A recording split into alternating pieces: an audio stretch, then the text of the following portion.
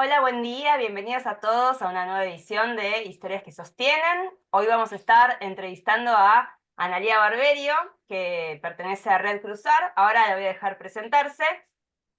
Para los que todavía no nos conocen, si es la primera vez que nos ven, nosotros somos Asociación Civil Sostén. Eh, Hacemos asistencia psicológica, nutricional para pacientes con cáncer y su entorno, grupos para pacientes y familiares, y también ayudamos a resolver algunas cuestiones de trámites, de medicación. Pertenecemos también junto a Cruzar, a Unidos por el Cáncer, así que cualquier inconveniente que tengan con respecto a alguna medicación se pueden comunicar con nosotros. Bueno, hola Analía, ¿cómo estás? Hola, buen día. Muy bien, gracias. Me Un gusto alegro. estar acá, muchas gracias. Sí, estamos contentos, la verdad, de tenerte. Bueno, vos tenés un testimonio muy lindo, por eso te queríamos entrevistar. Primero, presentate, contanos quién sos y contanos qué es Cruzar, de paso. Bueno, cómo no, bueno, mi nombre es Analia Barberio. Yo soy cofundadora de la Red Cruzar. La Red Cruzar tiene por objetivo abrazar la sobrecarga emocional de hijos, hijas y hermanos de enfermos crónicos. Trabajamos con distintos programas. Lo que intentamos es primero visibilizar, ¿no?, que esta población tiene una sobrecarga emocional muy fuerte y no está del todo acompañada. En las familias donde hay una enfermedad crónica que irrumpe, se alteran los roles y los hijos de esa familia quedan como en un segundo plano. En muchas ocasiones estos niños se adaptan, se sobreadaptan a la situación para no generar un nuevo problema, pero su sobrecarga emocional la llevan al cole, la llevan al club, a todos los lugares donde, si en el mejor de los casos pueden seguir realizando las actividades de manera ordinaria, llevan esa sobrecarga emocional y no tienen con quién hablar.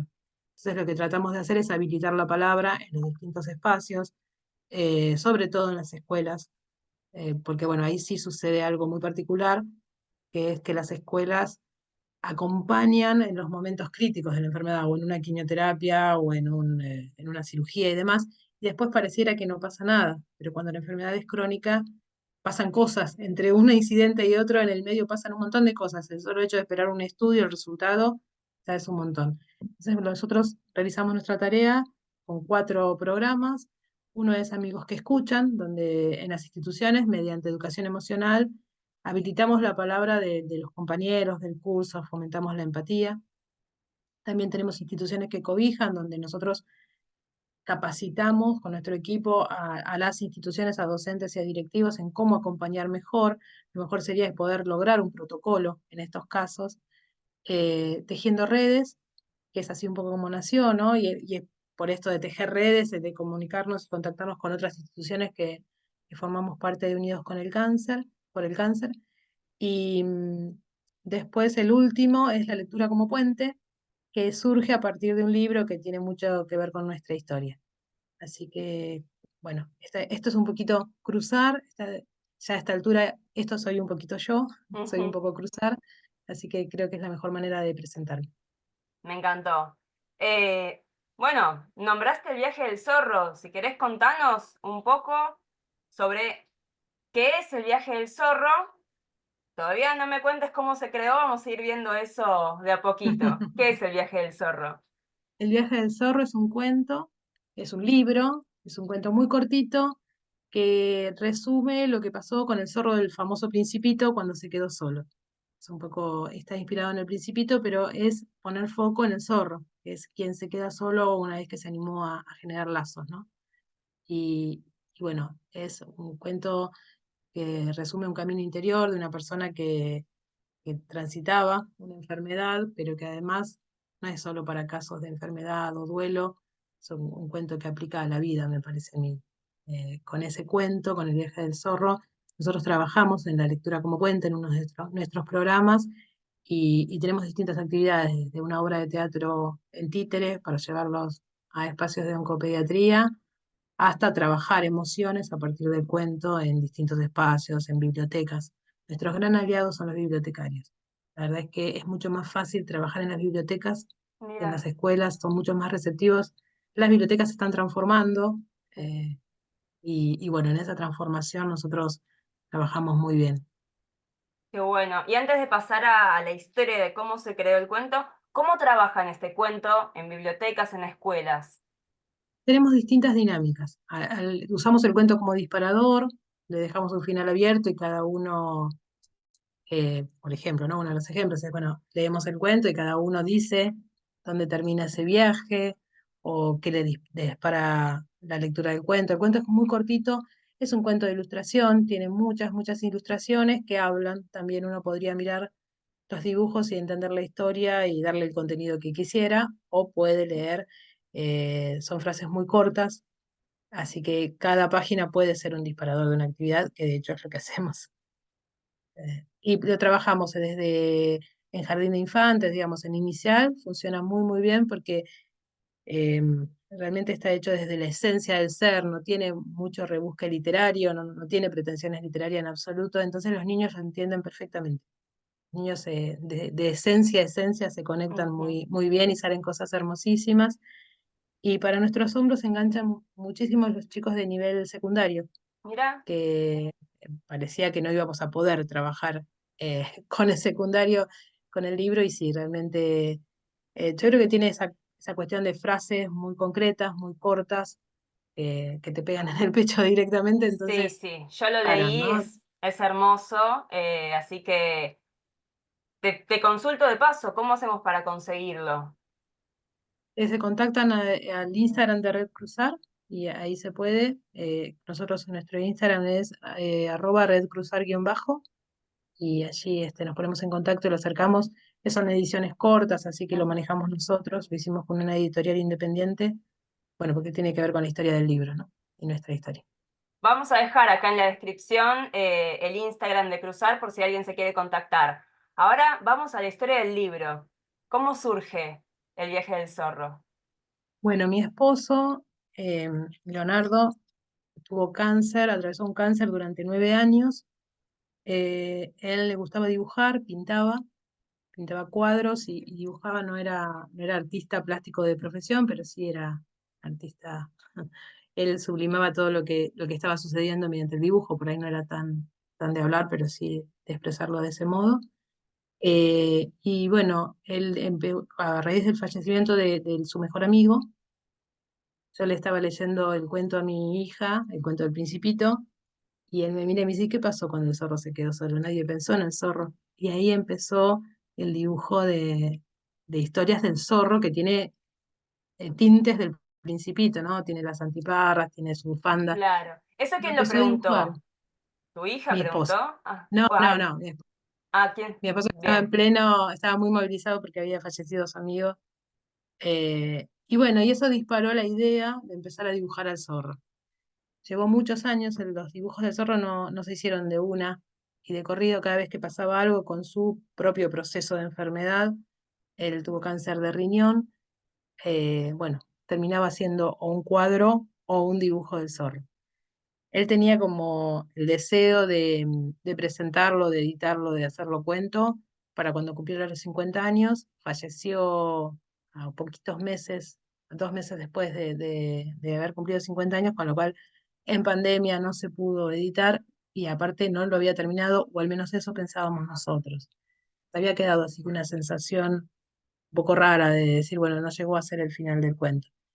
Y al mes y medio de su partida, yo buscando en una libreta, mi profesión soy informática, así que tengo códigos por todos lados y los pierdo, y él sabía esa costumbre mía de perderlos, ir a la libreta a buscarlo, y en la libreta donde yo tengo anotadas algunas cosas de trabajo, encontramos el final. Nos lo había dejado ahí a la espera de que yo me active nuevamente, empiece a trabajar y encuentre el final. Y bueno, ante ese hallazgo no nos quedó otra que cumplir su deseo y hacerlo libro, ¿no? Y lo presentamos cuando él hubiera cumplido 51 años, digamos. Mira. Y Eso. me Lo contaste cumple. también. Ay, perdón. Sí, sí. No, no, no, No, perdón. me contaste también que los dibujos estaban, ¿no? Escondidos también. Dejó escondidos los dibujos mezclados, los dibujos mezcladas las frases por toda la casa, y escondido el final. Yo no sabía del final, de los dibujos y de las frases sí, porque lo habíamos visto hacerlo durante años, pero antes de partir se encargó de esconderlos y de mezclarlos. Entonces, él era profe de educación física, mi hija siempre dice, bueno, nos dejó un trabajo práctico. Y empezamos un proceso de recolección, de investigación en la casa donde estaba, cuando vimos dónde estaba todo, o creímos haber encontrado todo, porque todavía siguen apareciendo cosas que quedaron fuera del libro, claramente. Nos tomamos como 4 meses para encontrar y asegurarnos de que tuviera todo, porque dejó en los lugares más extraños que se nos pudiera ocurrir. Eh, Nosotros nos sentamos, leímos el Principito de nuevo, analizamos el Principito y le dimos un orden a esos dibujos y a esas frases que creemos que era, por el momento en que lo dibujó, por registros gráficos que tenemos. No sabemos si era exactamente el orden, pero es lo que salió. Fue un trabajo que hicimos con mi hijo que tenía 9 años y mi hija que tenía 15, y fue, digamos, una herramienta para transitar el duelo, sin duda, porque nos convocaba cuando la mesa familiar queda ese lugar vacío, es muy, muy duro. Cenar era muy difícil porque era nuestro momento de encuentro y de diálogo y bueno, había mucho silencio. Y de golpe al mes estábamos todas las noches hablando o del Principito o del Zorro y dando forma a este trabajo práctico que terminamos para cuando él hubiera cumplido 51 y que pudimos presentar. Fue como una forma también de que ustedes armen su propia historia, ¿no? Y pasen el duelo de alguna forma un poco más activa, ¿no? Sí, sí, nos sacó del lugar, viste, del shock de la muerte que te deja como quieto, nos sacó de ahí y nos puso en marcha. Mis hijos tuvieron el coraje de hacerlo también, ¿no? Porque había que sentarse a entender qué pensaba el padre en esos dibujos y sabiendo que se iba, que lo hizo con toda la intención, lo pudimos corroborar después con su psicóloga, que lo hizo con toda la intención de que nosotros entendiéramos esa partida, dejarnos un legado, ¿no? Algo así como muy planificado. Así que fue, y eso, y todo ese trayecto, y ver, a mí me permitió ver lo que mis hijos pensaron y pasaron durante todo el proceso, y ahí surgió la idea de la Red Cruzar, porque, bueno, cuando ya no estaban las urgencias, uno ve con más claridad, ¿no? Entonces, ahí fue donde yo pude ver que había dejado de lado, digamos, no sé si es del lado, pero que un montón de cosas mis hijos habían atravesado sin estar en el centro de la escena, como sucede en otras casas, que los niños son el centro de la casa.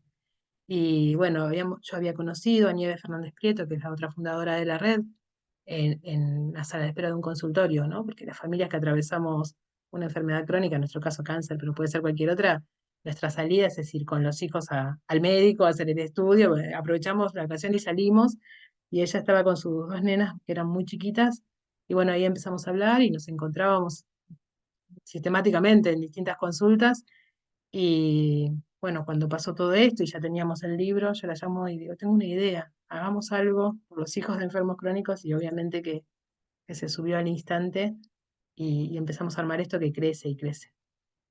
Me encantó. Y así fue como empezó Cruzar, o cómo empezar, cómo fueron sus primeros pasos en Cruzar, y por qué el nombre también. Bueno, los primeros pasos fueron así, fue un llamado telefónico, un 13 de octubre, le digo, Nieves, tengo esta idea, pero ella es docente, tiene una especialización en emociones, es docente de música, y yo soy informática, o sea que yo no, estoy muy lejos de todo ese mundo, pero yo sabía que había un área de vacancia en las escuelas, ¿no?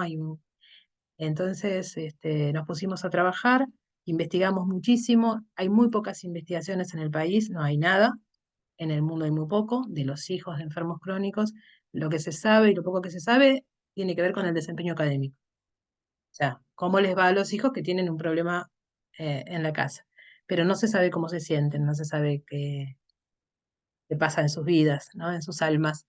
Y sí se sabe que entre el 8 y el 12%, dependiendo del país, tienen una situación de enfermedad crónica en su hogar, digamos, entre el 8 y el 10% de la población áulica, ¿no? De un curso, más o menos eso, porque la ciencia avanza, porque enfermedades que antes eran letales ahora son crónicas, eso es una buenísima noticia, pero está poblando las aulas de esta población, ¿no? De este grupo vulnerable. Lo peor de todo es que por ahora es invisible, no se sabe qué hacer. Entonces, bueno, estamos trabajando, estamos intentando. un proyecto de ley donde contemple capacitación para los docentes y cómo acompañar. Las escuelas no hablan de enfermedad y muerte, realmente no hablan, eso, son malas palabras, y es necesario poner el tema porque les puede pasar, porque además a todo lo que les pasa tienen la etiqueta de es el hijo del enfermo, o su papá está enfermo, su mamá está enferma, su hermano. Cuando hay una criatura con una enfermedad crónica severa, el hermanito queda totalmente desplazado de la historia. Entonces es un poco darles ese protagonismo, abrazarlos en ese camino y bueno, nada, poder hacer de ellos personas resilientes, ¿no? Es una palabra que está muy de moda, a veces no gusta tanto, pero sí que se puede Ujú. hacer algo para esa resiliencia, ¿no? Para fomentar esa resiliencia. Nosotros tenemos una mirada ecologista de esto, ¿no? Hay varios factores y, bueno, nos basamos en una investigación de Noruega que claramente habla de 3 factores de promoción de resiliencia y uno es una calidad de, del espacio educativo, ¿no? Una estancia educativa de buena calidad. Y bueno, por esa vamos, ¿no? Así Qué que, bueno. Che, y y te también, pregunto, ¿qué resultados vieron en los chicos, en las escuelas? mira, en las escuelas nos cuesta mucho, vamos a una primera charla, está todo bien, vamos a una segunda, está todo bien, y en una tercera es como, claro, hay que habilitar emociones sin que haya una estructura institucional que las habilite, es muy difícil. Entonces, dependemos mucho de la empatía del docente. Dependemos mucho, nos gustaría que fuera distinto, pero bueno, es parte de los problemas que queremos atacar, digamos, hay que decirlo, ¿no? Las escuelas no, es un problema que hoy no tienen. Y el sistema educativo está desbordado de un montón de otras cosas. Entonces vamos con algo nuevo que hasta ahora está abajo de la alfombra. Eh, pero sí hay muy buena recepción, los docentes quieren saber más sobre el tema, pero hasta ahora tenemos muy buena recepción de docentes y de bibliotecarios, pero como institución todavía falta ese acompañamiento y tenemos mucho por caminar, ¿no? Lo primero es difundir la temática, porque una vez que saben lo que pasa, se conmueven y ahí empieza, pero ni saben, ese es el punto, y es fundamental, ¿no? La enfermedad crónica de los padres requiere un proceso continuo de comunicación y los chicos pasan muchas horas en las escuelas. Entonces, y también los compañeros sufren esta situación porque no saben qué decir, porque nadie les dijo qué decir. Porque como no se habla, es como un tema, se enteran porque los padres hablan entre sí, y entonces, bueno, ahí hay un tema a charlar mucho.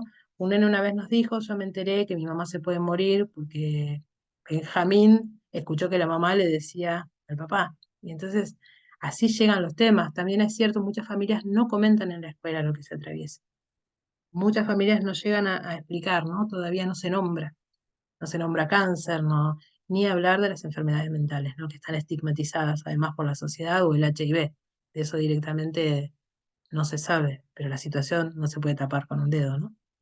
Así que esto es hermoso trabajar en educación emocional con los chicos porque salen cosas bellísimas. Nosotros decimos siempre, si tocamos un alma, una historia, ya está. Empezamos con muchas más expectativas, pero es difícil porque no es un tema del que se habla. Nuestro deseo es que algún día sea como el bullying, que todo el mundo ya sabe qué Claro, es y está sí. instalado. Hoy estamos muy lejos de eso. Mm. Y qué importante también hablar con chicos porque también al no tener, desde lo psicológico, digo, al no tener tanta representación de lo que es una enfermedad crónica, la muerte, por ahí hasta es más fácil hablar con chicos. El problema por ahí son los adultos que tienen miedo de que escuchen, de que sepan. Entonces me parece que es una educación un poco global que hay que hacer con maestros, con padres, con los Con chicos. padres, hay que trabajar. Y aparte, la red de contención que es para la familia, los papás del colegio, ¿no? Y muchas veces no se sabe pedir. Nosotros con los papás trabajamos mucho en esto, ¿no? Hagan una lista de cosas que necesitan y sepan quién los puede, porque digo, mucha gente te pregunta esto por experiencia personal también, ¿no? ¿En qué te puedo ayudar? Y uno es tanto lo que tiene que dicen nada. Pero si uno tiene tabulado qué para cada ocasión, cosas muy simples pero que te arreglan la vida, llevarlo y traerlo del colegio, si tuviste un imprevisto y te tuviste que quedar internado, o la lista de materiales que uno lee a las 11 de la noche, entonces ese chico al otro día va sin la tapita de Coca-Cola que pidieron y la pasa mal. En realidad, si otra mamá ya sabe que siempre que piden tapitas pone el doble por nuestro hijo que por ahí no la lleva, el tema está solucionado. Son pequeñas acciones, pero bueno, nadie para la pelota y piensa cómo, pero porque la vida te lleva puesto durante ¿no? En el transcurso de una enfermedad. Yo lo pude hacer con más distancia después que falleció mi esposo, y Nieves porque tiene un corazón enorme que mientras está transitando una enfermedad en su casa, igual está pensando en otros y está armando esto, ¿no? Y somos un grupo hermoso que va creciendo con voluntarios. Bueno, nosotros tratamos de transmitir, tenemos una plataforma de educación, transmitir la experiencia para que se pueda, digamos, a veces el impacto no puede ser directo. Si queremos hacer un cambio, tenemos que brindar y que otros lo hagan, ¿no? Esa es nuestra filosofía. Me encantó, Analía. Y para terminar, te quería preguntar, o mejor dicho, ¿qué le querés dejar a las personas que nos están viendo? ¿Qué les querés decir? Mira, hay una frase del zorro que a mí me gusta mucho, que me parece que sintetiza, ¿no? Y ahí me emociono. Dice, todos los días amanece, dice el zorro. Y a veces cuando transitamos una enfermedad como el cáncer, es muy difícil ver que al otro día va a salir el sol. Y el zorro dice, bueno, todos los días amanece y recomienda maravillarse por las pequeñas cosas de la vida. Y yo creo que es la clave, ¿no? Pequeñas cosas todos los días que nos alimenten el alma, porque de eso se trata, porque eso se trata. Eso, yo cerraría con esto, ¿no? Con que todos los días amanece. Te agradezco, la verdad que es precioso el libro, la frase que nos dejás también me encanta, así que bueno, muchas gracias por tu testimonio, por la historia de tu marido, por la historia de Cruzar.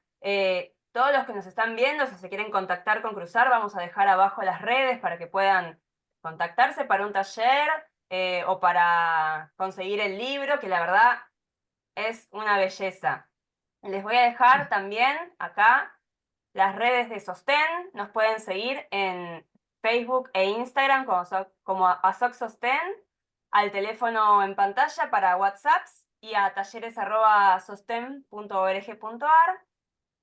También, bueno, están las redes de Cruzar. ¿Las querés repetir, Analía?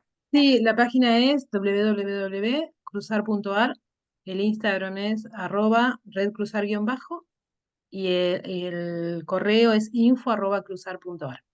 Y me quedó Perfecto. decirte por qué cruzar, porque todo Ah, esto es es un verdad. proceso. Uno no salta de una situación a la otra, ¿no? El tramo de una enfermedad crónica lo que te invita es a empezar a disfrutar también del proceso, porque mientras pasan cosas buenas también, y es poder poner el foco. Por eso nos gustó cruzar, que es una Ujú. parte del libro también, ¿no? De Me cruzar a la encantó. otra orilla. Sí, que aparte es verdad Así. lo que decís. Si estamos esperando el final, no disfrutamos todas las cosas buenas que pasan. Así que, buenísimo. Hermoso mensaje para terminar con la entrevista de hoy. Analía, muchas gracias No, por estar gracias a hoy ustedes por este espacio. y Muchas gracias por gracias. todo el trabajo que hacen. Te agradezco. Bueno, nos vemos el mes que viene con otra entrevista, así que síganos, compartan el video, hagan clic en la campanita para enterarse cuando sacamos videos nuevos y nos vemos la próxima. Hasta luego. Muchas gracias. Hasta luego.